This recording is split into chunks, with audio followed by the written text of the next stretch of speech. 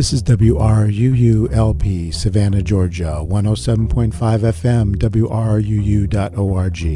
We are Savannah Soundings Community Radio with Global Soul.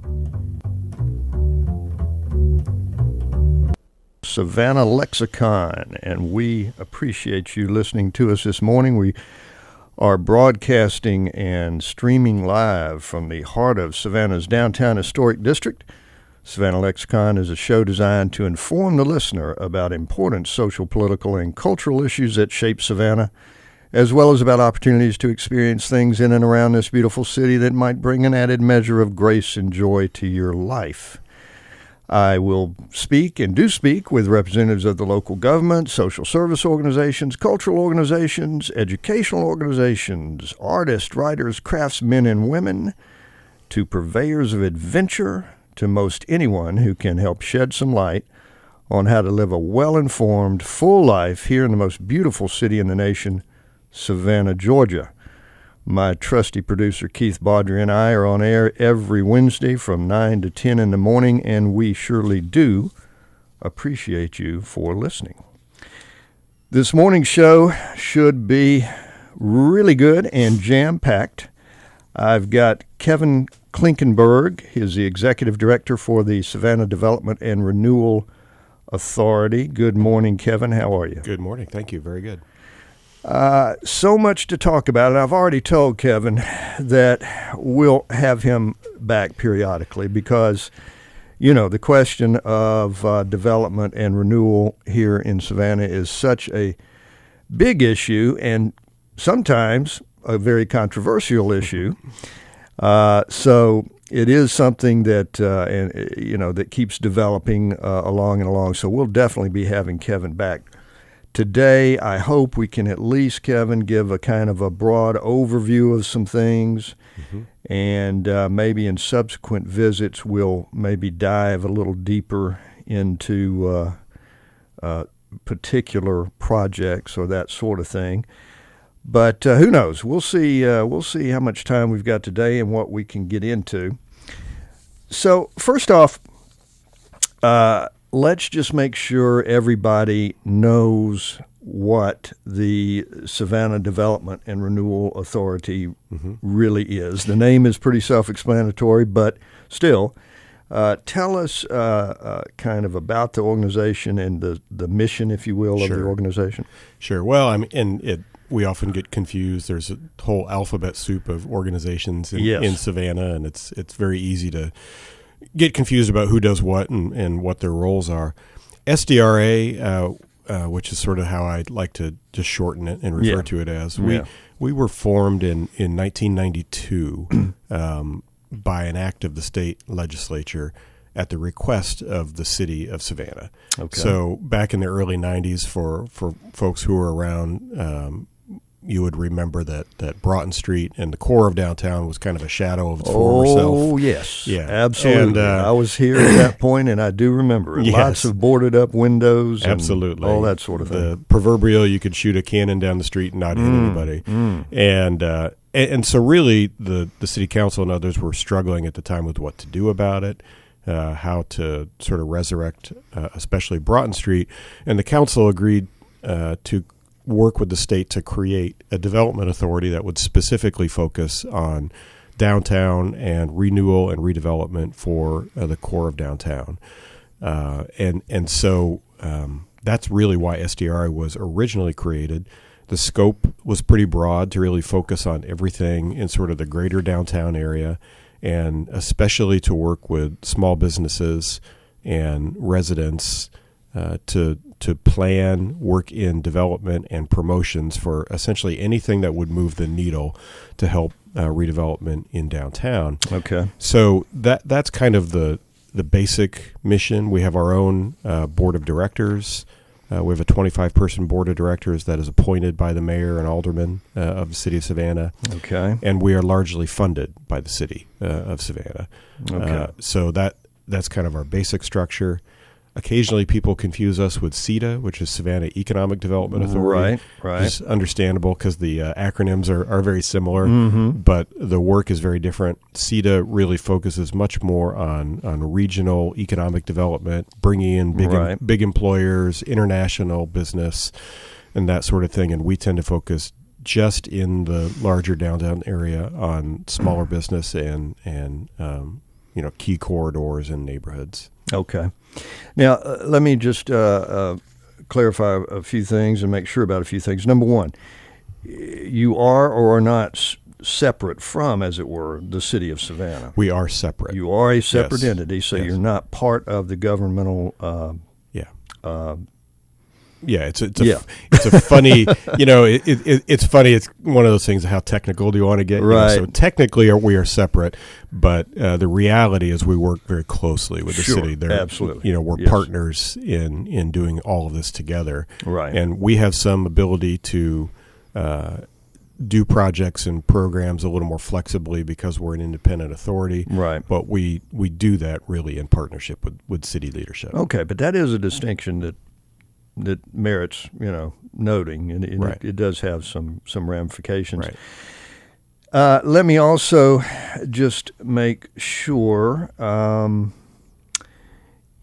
according to the website, and correct me if I'm wrong here, because we say downtown, and that's obvious, but just to be precise, according to the website, bounded by the state border to the north, of course, the river, Victory Drive to the south, Truman Parkway to the east, and Stiles and Lathrop Avenues to the west. Yeah, it's really kind of a loose boundary in many ways. Is it? Our actual charter says greater downtown. Right. But that's in general the area that we think about as greater downtown. You might go a little further west. You might go a little further, south or east, depending on what exactly we're talking about. But that's basically it. Okay. So those boundaries are flexible. Yeah. And am I correct? Is it fair to generally characterize SDRA as most involved in sort of planning and development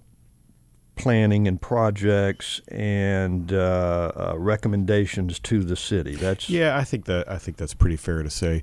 Over the years, SDRA got involved in any number of different kinds of things, but throughout the years, one of the core elements has been working in partnership with the city on specific planning initiatives. Right. Whether that's sort of overall downtown planning, whether it's a neighborhood or specific neighborhood or corridor planning, with the idea being that those plans would give us specific recommendations on things that we can do, things that we can do, things that the city can do to help the process along. Okay. So it's a little bit different than what you might think about, like the MPC will do planning. They'll do a comprehensive plan, for the whole city and county. And that's a big picture, long range plan. Right. And we tend to get more involved in specifically how can we, anticipate the next 5 or 10 years in a certain area. Okay. But once you've created the plan and made recommendations and all of that, you're not you may be involved in promotion and things of that nature, but you're not involved in the literal implementation, as it were, of the plan. Is that? Well, it kind of depends. So this is, it starts to, this is where we're starting to get into the nuance, of what we do. So originally, back in the 90s, when SDRA was established, one of the key components set up at that time were some loan funds that were processed through SDRA. The concept was on Broughton Street in particular, we had a lot of individual buildings that really needed work. And so SDRA worked with the city to set up a very inexpensive facade improvement loan program. Yeah, I was going to bring that up. So you do that. Right. So we did that. We did 38 of those on Broughton Street, and we did another dozen or so on Martin Luther King Boulevard. And so that was an example of a specific implementation item that we did for years. Okay. But there might be others as well. we are authorized as part of our charter that we can own property ourselves and develop it, which we haven't really done to date. Okay. We did have some properties transferred to us by the city of Savannah late last year. A couple of small properties on Martin Luther King Boulevard. Okay, interesting. And so we have the authority to be a little bit more proactive with development. It's just that it has never been used we have never been used that way in the past. Okay. Well, is there anything to say about these properties? Do you have any particular plans with them, or you just kind of? We do. We proposed a plan for those with the city, and the city signed off on those. But there are two small residential properties between 38th and 39th Street that face Wells Park. So this is part maybe in association with the Wells Park project. Yeah. So this is a classic example of how we go about trying to do what we do. We worked with the community to do a plan for that immediate area or in and around Wells Park. And then we tried to identify some specific action steps. Some of those are things that we worked with the city to get done. Many of them are ways that we're trying to help existing property owners work on their properties. Okay. And then in this one case, there were 2 city-owned properties that we asked the city to transfer to us so that we can rehabilitate a vacant structure, and then there's another vacant piece of land that can be developed so that we can get some more residents and more stability in that immediate area. Okay, well, let's go with this for a minute. I was going to hit on some other things, but we'll circle back around. But just a little bit more about the Wells Park project. That is one of your initiatives that you've worked on and is going forward. And I saw something in the paper in the last few days about, I think, maybe some tree planting activity going on. So just give us an overview of the Wells Park operation. And it's been a main focus of certainly the last 2.5 years that I've been on the job. But the city really wanted us to work with the community in that immediate area and figure out how we could help sort of stabilize what has really been a declining area with a lot of crime and a lot of issues for many years, and wanted us to give some recommendations back on how to turn the corner on it. And so, our first step was really to go just talk to people and listen to people and figure out what's going on and where we can, make an impact. So we did that extensively for about a year, and then developed kind of an action plan for how to proceed. And most of the things that we really identified and worked on are small steps, sort of small incremental improvements. So some of those were improvements to the park itself. We removed an unsightly fence, which really helped open the park up.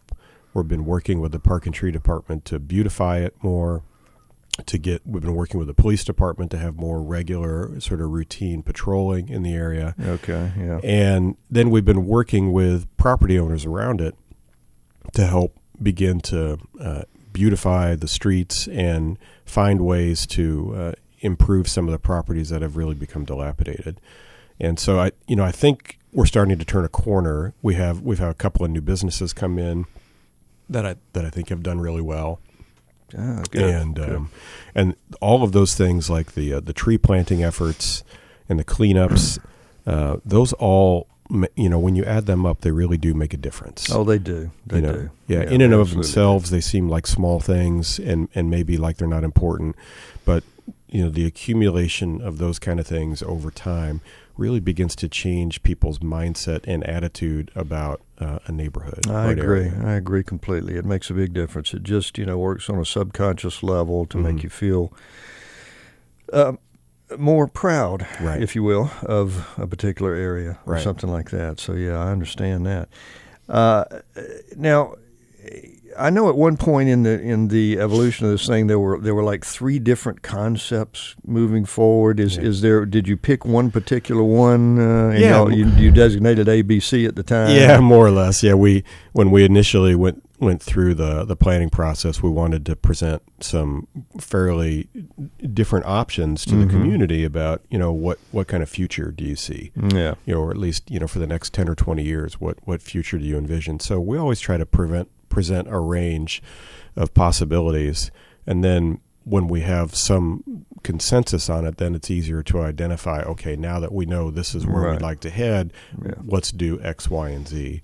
So we had a lot of discussion about the park itself, the nature of how it's used, who uses it, what times of day, and it wasn't always an easy discussion, but in the end, I think it was a very important discussion to have, and we got some really good consensus on how to move forward. Okay. So we ended up on an option that, really didn't change the basic layout of the park very much at all. So the basketball court stays? Okay. It's an important part of the neighborhood. We want to actually enhance it and find ways to, hopefully at some point upgrade the court itself and then, increase the amount of youth that are using it and the activity in the park, because when we talked about that issue in particular, it really became obvious that was an important component of the park. Okay. All right. So that's one project and an example of the kind of work that SDRA does. Let's circle around back to you for a moment, which is where I was going to go next, but I'm glad we went ahead and just at least outlined one of the projects that you're working on, and we'll talk about some others. But one of the projects, just to, off the top here, pretty much give an example of the kinds of things. But tell us just a little bit about you and your background. Well, where do you want to begin? Well, the nutshell version. I mean, all right. The short version. I'm an architect from the Midwest. Went to college at the University of Kansas, and then lived in Kansas City and worked there for 17 years before I came to Savannah. Had my own architecture and urban planning firm for about a decade in Kansas City. Oh, okay. And so this is sort of a long way. You'll understand how I ended up in Savannah. That's fine. But our focus and my professional interest has always been in walkable cities.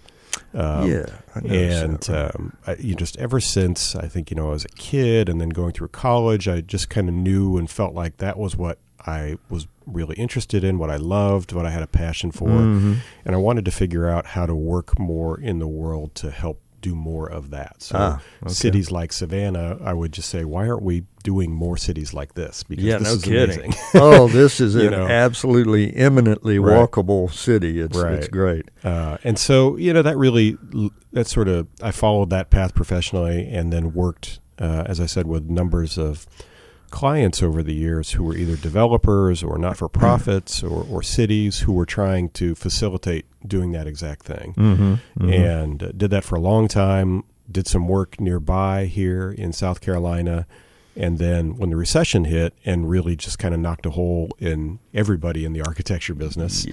Everybody, period. Exactly.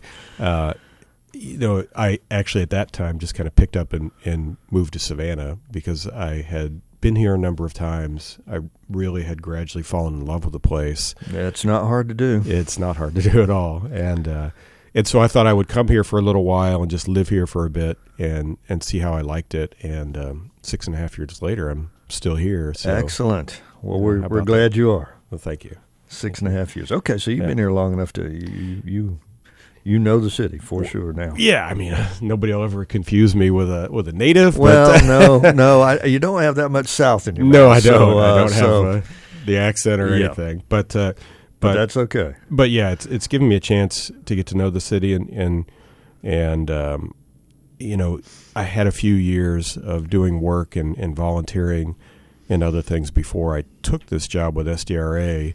And so it probably gave me a little bit more insight and background into the entire community, especially the entire downtown area, than what I would have had if I had just gone cold into a job like that. Sure.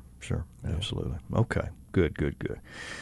All right, and I know that at one point, I believe you were at least connected to, I guess an organization of some sort, if you can call it that, called Strong Towns. Yeah, Strong Towns is. I've been very involved, for 20 years now with an organization called Congress for the New Urbanism, and it which is really a sort of a collection of architects, urban designers, developers, policy wonks, others who care about walkable places and have been trying to figure out how to be advocates and how to again, like I said, how do we get more of this built in the world, and especially in the United States. And so that's something I'm involved with a long time. And by the way, that organization is having its national conference here in Savannah in May of 2018, which is something I hope we can talk about at a future point. But Strong Towns is an organization that really, there were some people who grew out of the CNU and really started by one guy in northern Minnesota named Chuck Marone. And he has had a very different focus on all of it.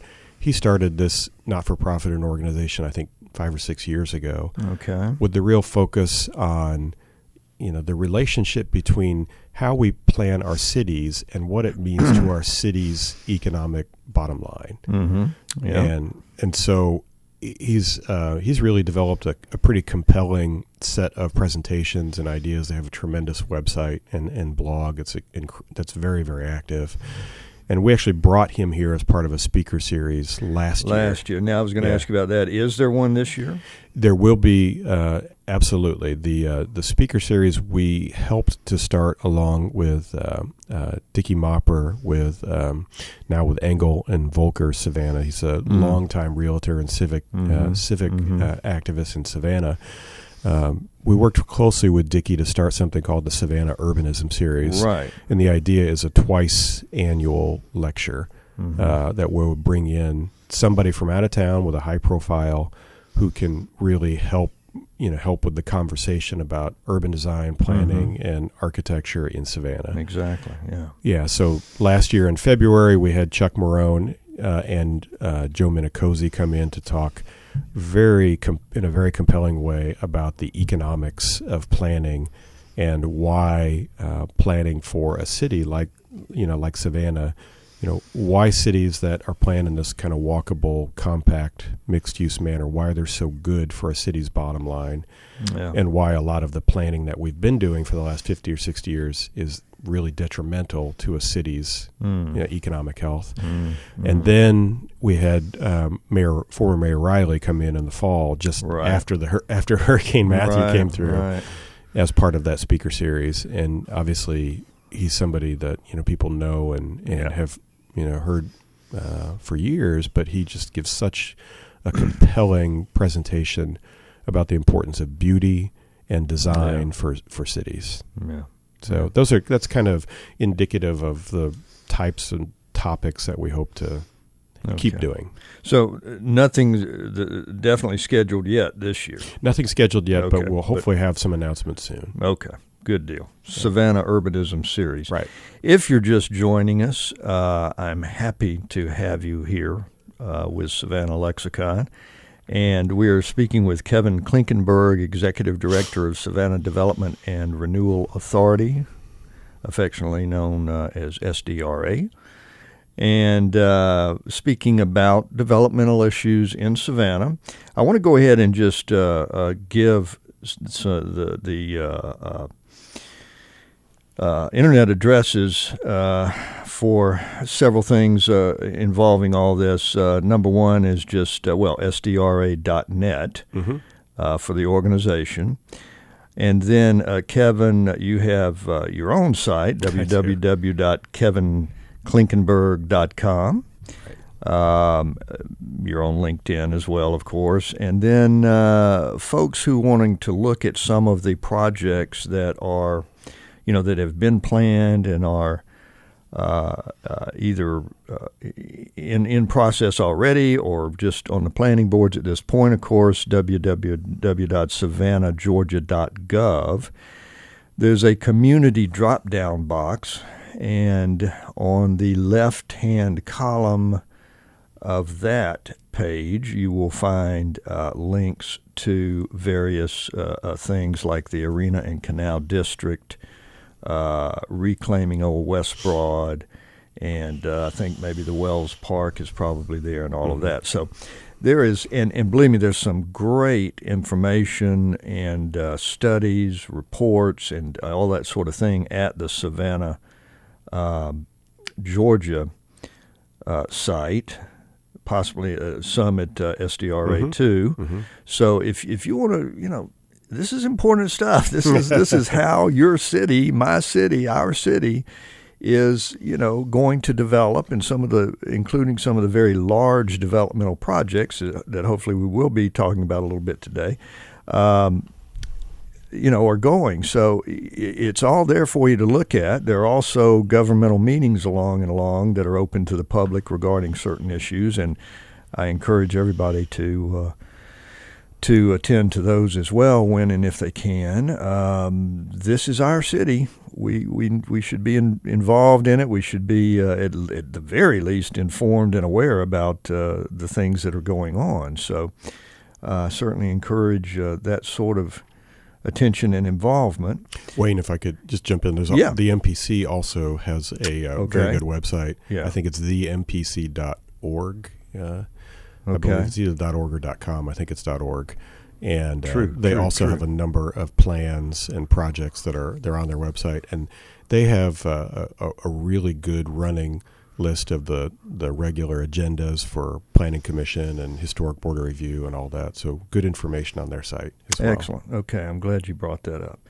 All right. So, there's a lot of good information out there. So we are jumping around a little bit here as we talk about all this, and hopefully people are able to follow this coherently. But there is a lot to talk about, and as I said earlier, we're going to certainly have to sort of bring you back along and talk about various things as we go along. Let me just ask you this right now. There are certain developmental issues that have really been kind of hot buttons. I think what we're going to do is we're going to take a very brief musical interlude and come back to this in just a minute. But when we do come back, we'll talk about certain things that perhaps SDRA was involved with and perhaps not. But as a sort of an urban planner and an urbanism guy, I would think you would have some opinion on it in any case. Right. And I warned you I might come to this. Might be a little bit unfair in that it's not necessarily strictly SDRA oriented or something that you were involved in, but it is something that you obviously have a valued opinion about and can talk about. So let's take a break. Again, we're talking with Kevin Klinkenberg, Executive Director of Savannah Development and Renewal Authority. And hang with us. We're going to just take a very brief break, and we will be right back.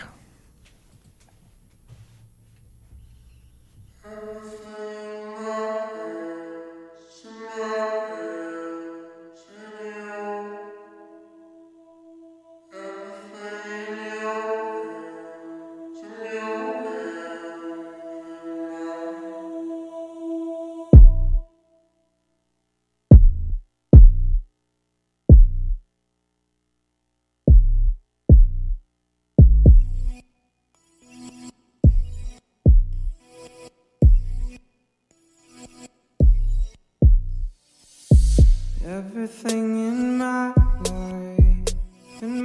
life, in yours.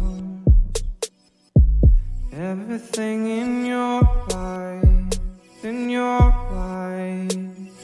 mine. Everything in my hands, in yours. Everything in your hands, in mine. Memories that slide like glaciers to pass.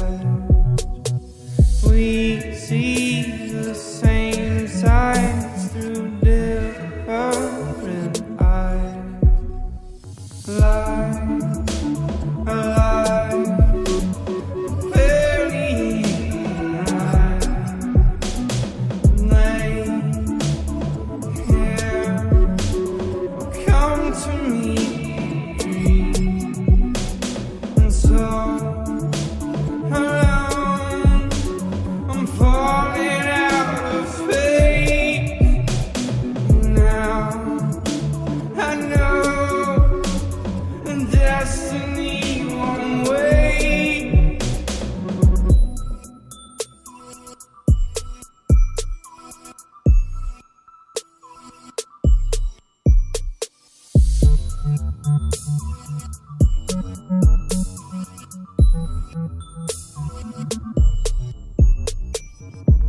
Everything in my bones, in my bones, in you. Everything in your bones, in your bones, in mine. Memories that slide like glaciers to past. We see the same sight.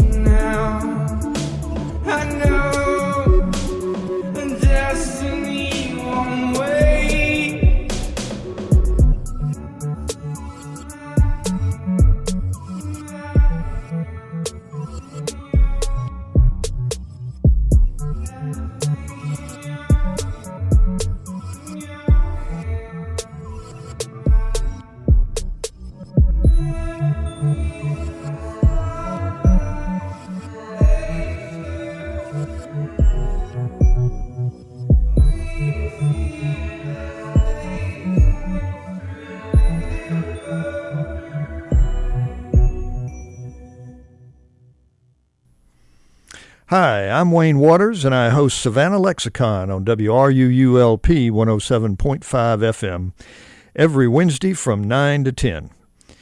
Savannah Lexicon is a conversation with representatives of this city's social, political, and cultural organizations.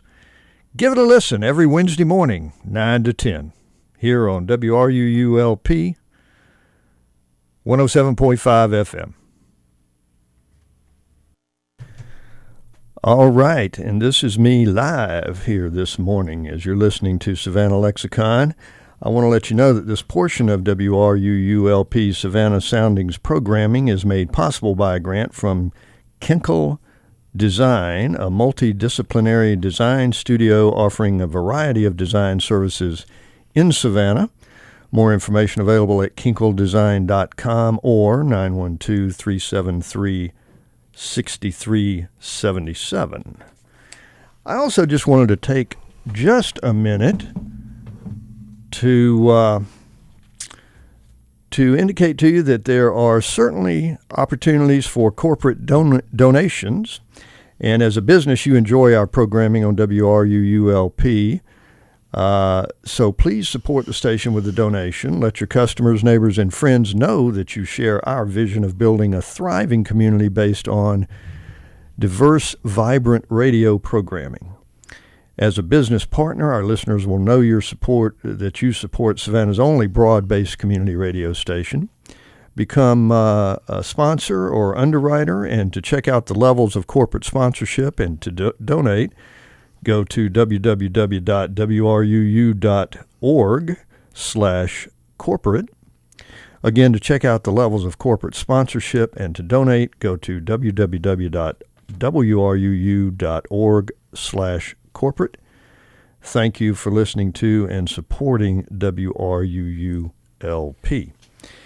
Okay, if you guys are just joining us, we are speaking this morning with Kevin Klinkenberg, Executive Director, Savannah Development and Renewal Authority.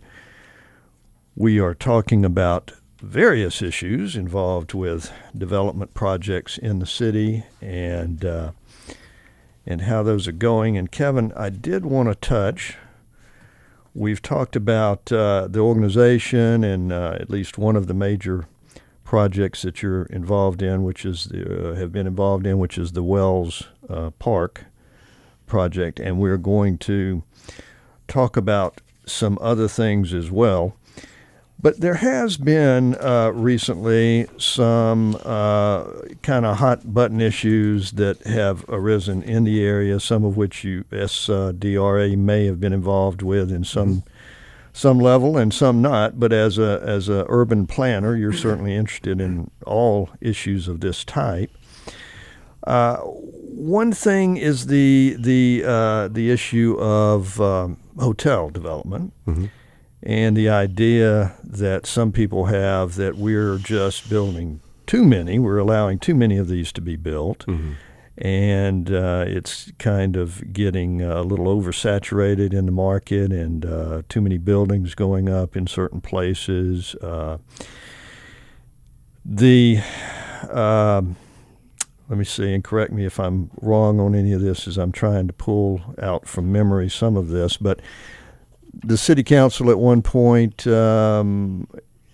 thought about a moratorium mm-hmm. on building hotels. Then they kind of backed off of that and said, well, that might engage legal issues that mm-hmm. could be a problem. Right. They never were clear about what that exactly was or might be, those legal issues. But at any rate, they did still again indicate that they're going to be a little more circumspect, I suppose, in approving new hotel developments. There was also the issue about, and one of the things that kind of pushed this a little bit, I guess, was one of the hotel projects, I believe, on Drayton, wanting mm-hmm. to add an additional floor. Mm-hmm. From 4 floors to 5 floors, which would be against, as I understand it, against the existing ordinances. I don't know. What's your general take as an urban planner? First off, this, of course, is a diffuse issue that has nothing directly to do, I think, mm-hmm. with SDRA. No, not directly. It obviously, any sort of larger economic development issues like this do, sort of indirectly, impact what, maybe what we're trying to do or what we hope to do. Mm-hmm. It's really a tough issue. I think I probably come at all of this from a little different perspective than a lot of people. Yeah. What you have to understand is that at the root of a lot of this is that, and it's tough to talk about this before we start to put everybody to sleep by talking about, zoning ordinances and everything else. Right. But we have some really outdated zoning ordinances and processes within the city that especially affect downtown. And one wonders why. Go ahead. And, we have an ordinance in place that, really hasn't been rewritten from scratch in several decades. Oh, and man, that's crazy. And I mean, the reality is this is fairly common with a lot of cities. A lot of cities kind of did a big round of zoning ordinance rewrites in the 1950s and 60s, and then sort of cobbled them together for years after that and patched them, with 100 different patches mm-hmm. From then onward.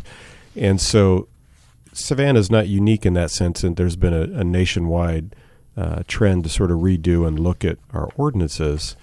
And really what that means in regards to the hotel issue is that when you dig into the meat of our ordinances, you find that there are a number of fairly specific ways in which the zoning ordinance actually makes it easier and more economical for somebody to build a hotel than to build an apartment building. Right. And this is, if I'm interjecting, you're obviously going here, but right. One of the issues that people have brought up is, in fact, one of the aldermen said something about, we need more housing for the workers of downtown and other people to live downtown more than we need hotels. Right. And, at the end of the day, we have a very, very strong tourism economy in Savannah, and there's going to be a lot of demand for hotels and for vacation rentals, really no matter what the ordinances say, mm-hmm. Because people want to come here, they want to visit here. Hotel occupancy is very, very high, and that industry is thriving, and so there's going to be demand no matter what. Sure. And one of the things that we are trying to recommend are some specific ways to at least level the playing field so that new apartment buildings or residential buildings are not put at a disadvantage because of the ordinance itself. Right. And so those are some corrections we have to make. Those are some simple sort of corrections that staff and city council can work on together to at least level the playing field. And then beyond that, it's really up to the city council to decide, do they want to do more? Do they want to create direct incentives to make it even more financially viable to do residential buildings, for example, because we have an increasing sort of shortage of residences in downtown. And as a resident of downtown, I might add an increased shortage of affordable housing downtown. Yeah. Woo! Yeah, it's there's been a noticeable uptick in the last few years, and there's no question that the vacation rental market has really impacted that, and has there are a lot of sort of small apartments all over downtown that were affordable sort of rental apartments for people that very, very naturally have been converted to vacation rentals, because if you own one, the market for them is so strong. Why wouldn't you? Why wouldn't you convert it to vacation rental and make more money doing it? So those are things we have to address. So I think one thing that we all have to understand is there's a lot of there are a lot of things that we can and we should fix as part of our ordinances and processes to encourage a balance, to make sure we maintain a balance downtown of residential uses and hotel and other uses as well, office uses. But at the end of the day, it's very possible that there's a strong enough market demand that when there are vacant sites, they might end up being hotels. But that can be counterproductive, I believe, because at some point we're going to have hotel rooms just sitting there empty because there's so many of them. Even as strong as our tourism is, right. At least that's certainly a possibility. And so the designer in me says, what we need to do then is make sure that, number one, that we have good buildings, that we have buildings that are built that match and enhance the character of what we already have. Oh, certainly that. Because obviously one of the number one reasons that people come to Savannah is because it's a beautiful city. Yeah, and absolutely. So we need to always be enhancing the beauty of it. And then secondly is, if the market turns and you end up with a lot of hotel rooms that are empty, we have buildings that can be easily converted to other uses or converted back to residences. That's true. That is true. Which does happen, and these cycles do go through different phases economically, and you can certainly look around and see older hotel buildings in this city and in other cities that have cycled back and forth between hotels and apartments. That's true. That's a good point. You can reconvert these buildings if they go belly up, right? Because there are too many of them, right? At least they can be relatively easily made into lodging. Yeah. I agree, and it's a dynamic. It's never anything that's going to be managed perfectly. I do think we need to work harder to maintain a balance and make sure that we have a substantial full-time resident population in the downtown area for a lot of reasons, but not the least of which is what you mentioned, is that people who work in these hotels and the entertainment industry and everything else downtown, they have a place to live where they can easily walk or ride a bike and get to work. Okay, good. Well, it's an issue that's going to continue to be a controversy, I'm sure, but at least there seems to be a sense that we do need to be very careful with it and not just let it run wild, as it were, in terms of hotel developments. Right. So that's a good thing, in my opinion. Okay, another issue that has come up a lot recently is. And probably even less connected to SDRA and what they do and that sort of thing, but nevertheless, again, something that any urban planner thinks about and is concerned with. And this is just kind of the idea of new businesses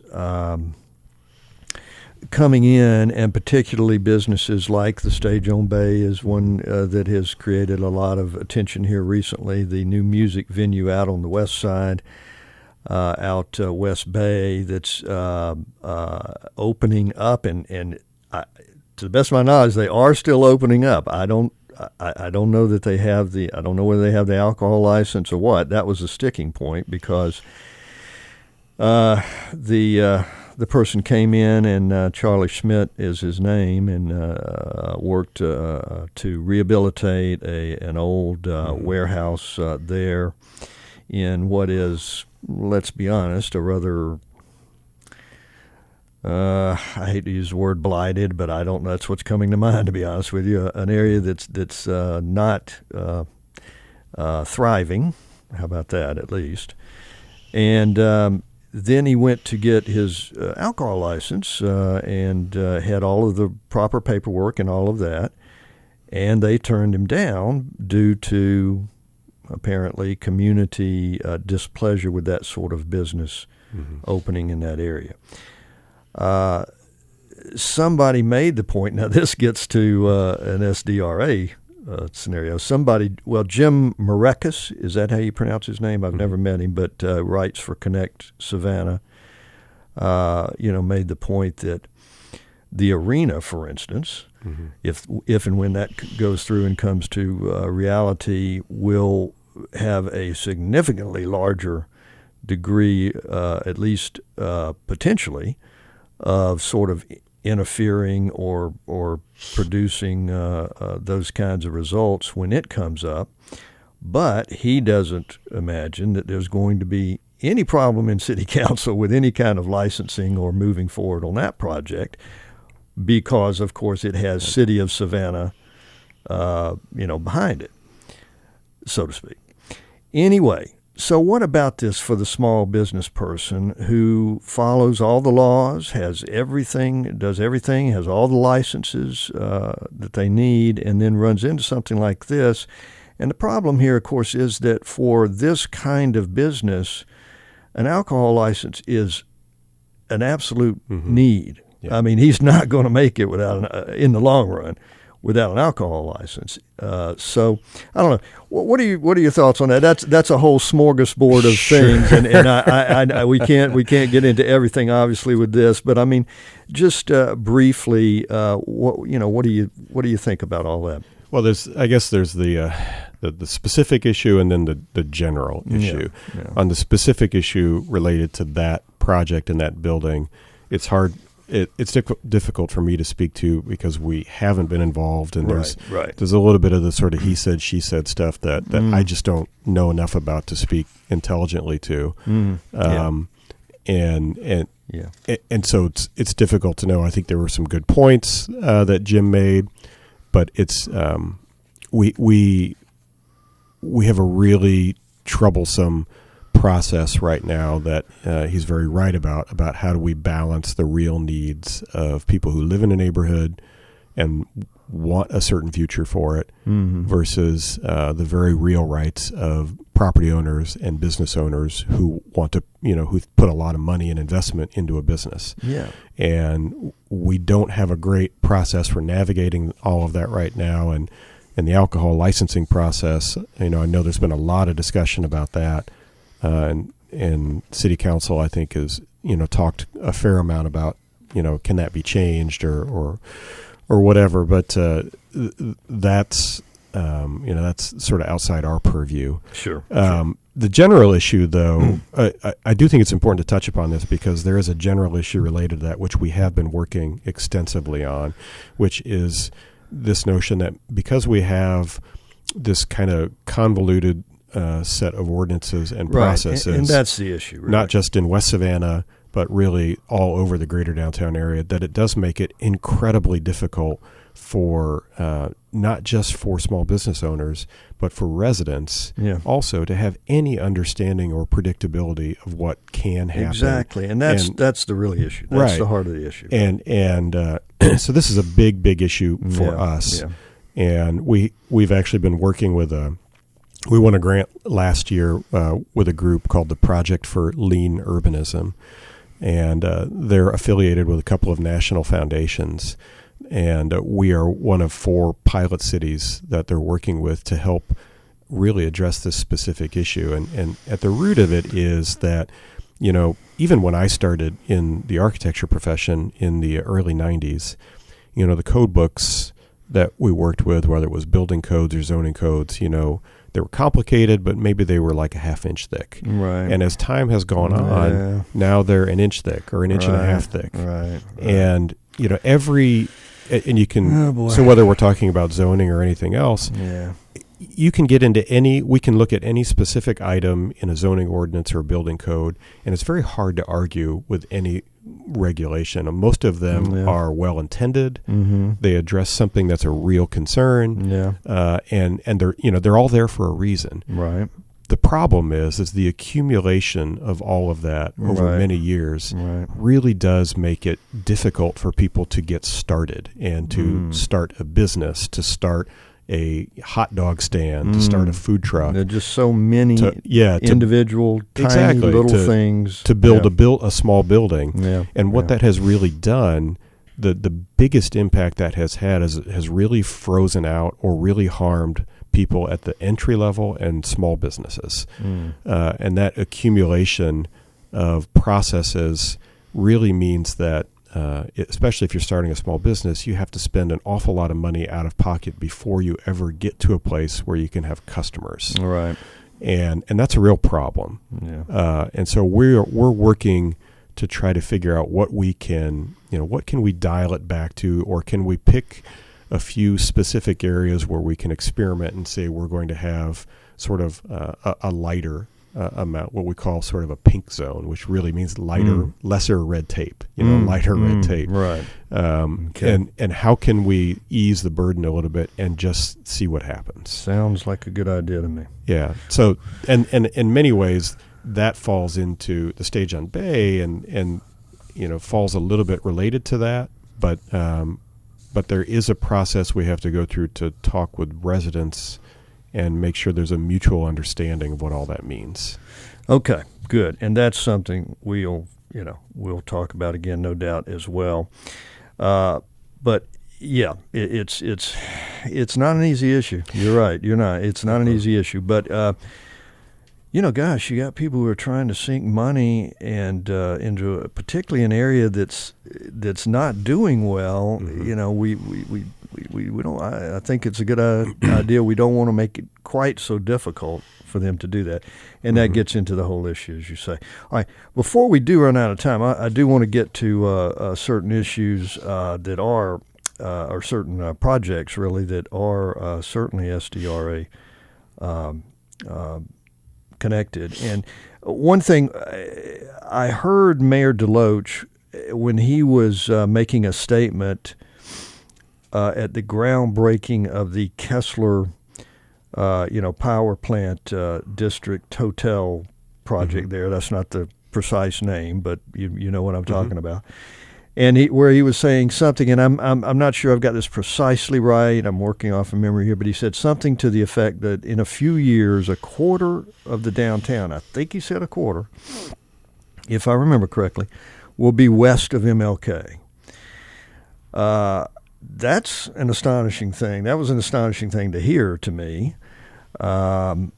But at any rate, whether it's a quarter or whatever it is, it seems pretty clearly, and this is relating to particularly the arena project as well, that the city footprint is extending out that way. One of the big projects, of course, that SDRA was involved in planning and whatnot is the canal, West Boundary Canal District out there where the arena is planned to go, and some other things there as well. Tell us a little bit about that. That's a huge project that would really be a game changer in a sense, I think, in Savannah, both in terms of having the facility, the arena facility, and as well as extending out in that direction. Just talk a little bit about that project. Yeah, sure. Well, I'm very bullish on the west side and the western expansion of downtown. I think the mayor is right in that it's obvious just by looking around that development is already happening west of Martin Luther King Boulevard, and that if you look to the future of the next 10 to 20 years, that there is a remarkable opportunity to expand downtown Savannah to the west, and actually it's one of the things that makes us, we like to compare ourselves, or we occasionally compare ourselves with Charleston. Sometimes we like to, sometimes we don't like to. But one of the unique attributes that Savannah has that Charleston doesn't have is that our downtown can expand. We have room. We have room to grow. True. East, west, and even north to Hutchinson Island, and there's an incredible opportunity over the next 10 or 20 years to expand to the west with the Canal District, with developments along Indian Street near the Kessler Hotel, and then also one of our pet projects that we have advocated for years, which is the removal of the I-16 exit ramp, the flyover, right, and to reconnect the street grid. And all of those, when you put them all together on a map, I know the city has a team that's working on this project right now, and I think there will be some public presentations this spring.